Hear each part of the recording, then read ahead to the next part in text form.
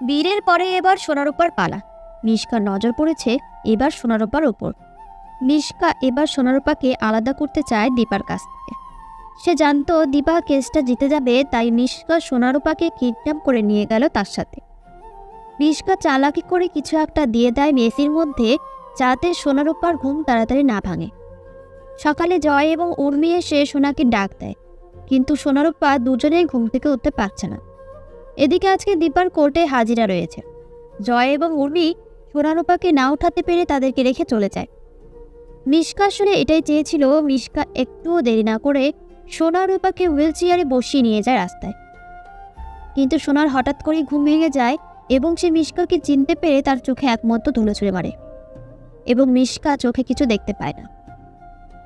অন্যদিকে দীপার কেসের সময় হয়ে গিয়েছে। জজ সাহেবকে দীপার উকিল বলে, এতদিন আমাদের কাছে কোনো প্রমাণ ছিল না, তাই আমরা দীপাকে নির্দোষ প্রমাণ করতে পারিনি, কিন্তু আজকে আমাদের কাছে প্রমাণ রয়েছে। দীপার উকিল জজ সাহেবকে বলে, দীপার ঘরে একটি লুকানো ক্যামেরা রয়েছে, আর সেই ক্যামেরার ফুটেজে আমি গিয়ে নিয়ে এসেছি, আর সেটা আমি কোর্টে পেশ করতে চাই। সেখানে পরিষ্কার দেখা যাচ্ছে কে আসলে সে ঘরে ঢুকে বীরকে নিয়ে এসেছিল। এই কথা শুনে পিঠা এবং ভিক্টর দুজনেই ভয় পেয়ে যায়। উকিল যখন জজ সাহেবকে সেই ফুটেজটা দেখাবে, তখনই হঠাৎ করে ভিক্টর না বলে চিৎকার করে ওঠে এবং দীপা জজ সাহেবকে বলে ওরাই আসল দোষী, ওরাই বীরকে লুকিয়ে রেখেছে।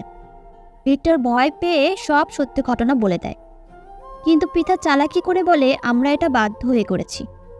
এরপর পিঠাকে কাঠগোড়ায় উঠতে বলা হয় এবং পিঠা কাঠগোড়ায় উঠে বলে, আমি এই সমস্ত কিছু অর্জুনের জন্য করেছি, কারণ দীপা যদি অর্জুনের পাশে থাকে তাহলে অর্জুনের সম্পত্তি আমি নিতে পারবো না, তাই আমি দীপাকে সরানোর জন্য এই সমস্ত কিছু করেছি। জজ সাহেব পিঠার কথা শুনে দীপাকে বেকসুর খালাস করে এবং পিঠাকে হাজতবাস করার নির্দেশ দেয়। হ্যাঁ বন্ধুরা, আগামী এপিসোডে আমরা হয়তো এটাই দেখতে চলেছি। পরবর্তী সকল এপিসোডগুলো দেখার জন্য আমাদের সাথে থাকবেন। ধন্যবাদ।